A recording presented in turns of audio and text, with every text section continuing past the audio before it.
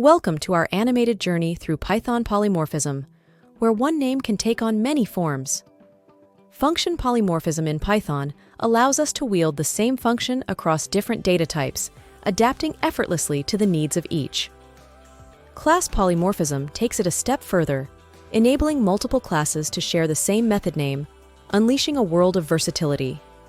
In this example, the parent class will be a vehicle and have three child classes: car, boat, and plane. The subclass car will inherit everything the same as the parent class, while the subclasses, boat and plane, will redefine the move function.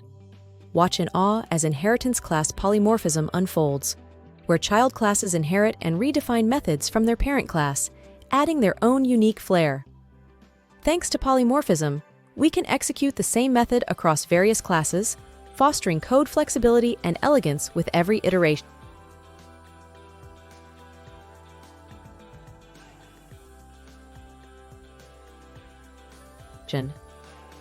Join us on this captivating exploration of Python polymorphism, where every form brings new insights and possibilities. Let's dive into the world of many forms together. Don't forget to like, share, and subscribe for more enlightening Python animations and tutorials. Until next time, happy